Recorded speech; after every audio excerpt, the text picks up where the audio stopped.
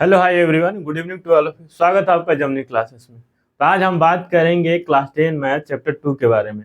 आज आपका इंट्रोडक्शन होगा जिसका नाम है चैप्टर का पोलिनोमियल्स। पढ़ेंगे पोलिनोमियल्स क्या होता है, टाइप्स ऑफ पोलिनोमियल्स को देखेंगे, पोलिनोमियल्स किसे बोलते हैं, पोलिनोमियल्स को आइडेंटिफाई कैसे करते हैं, इसी चीज़ को लिए आप करेंगे डिस्कशन। आज आपका फुल इंट्रोडक्शन होगा पोलिनोमियल से। तो चलिए करते हैं, ठीक है।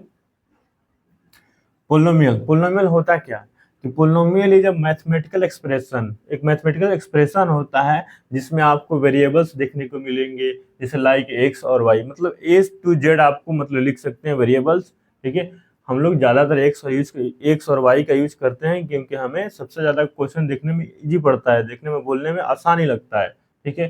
कोफिशिएंट होगा, कांस्टेंट टर्म होगा, जब इन सबको आपस में कंबाइन किया जाता है किसके साथ, एडिशन या सब्ट्रैक्शन के साथ, जो इक्वेशन बनते हैं उसी को हम लोग पोलिनोमियल्स कहते हैं, ठीक है।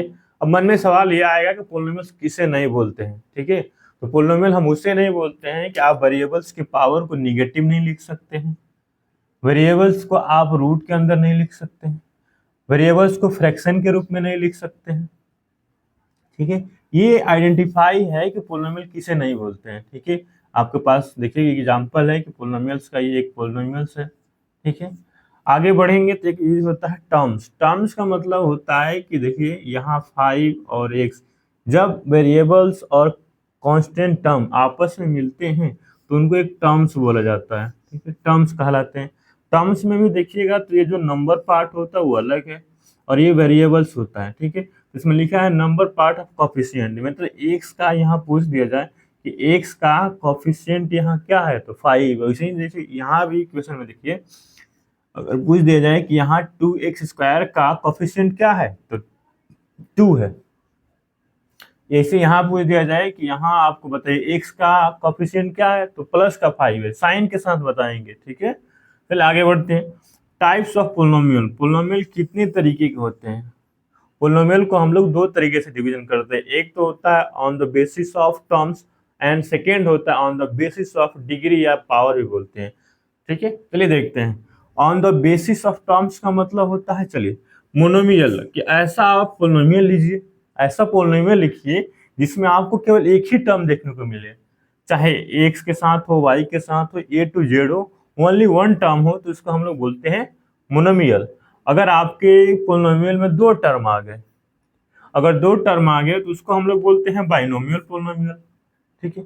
अगर किसी पोलिनोमियल में थ्री टर्म आपको देखने को मिलते हैं तो हम लोग उसे ट्राइनोमियल, ठीक है। ये तो आपका टाइप्स हो गया on the basis of terms. Second आते हैं, वो होता है आपके डिग्री या पावर, मतलब ये देखिएगा जैसे कि लिखा हुआ है यहाँ पे वेरिएबल्स, तो वेरिएबल्स को पावर को देखते हैं, आइडेंटिफाई करते हैं on the basis of degree. तो मतलब अगर वेरिएबल का जितना ज़्यादा बड़ा पावर होगा या डिग्री होगी उसके अकॉर्डिंग टाइप्स बढ़ते हैं, ठीक है। देखिए ये एक लीनियर इक्वेशन है, ठीक।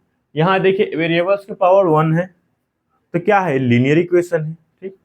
क्वाड्रेटिक इक्वेशन, यहाँ देखिए वेरिएबल्स के हाईएस्ट पावर, मतलब उस पूरी इक्वेशन में देखा जाता है कि वेरिएबल्स का हाईएस्ट पावर कितना है। यहाँ क्या है, 2 है तो ये क्वाड्रेटिक पोलिनोमियल कहलाएगा। क्वाड्रेटिक पोलिनोमियल का जनरल फॉर्मूला भी होता है, जनरल फॉर्मूला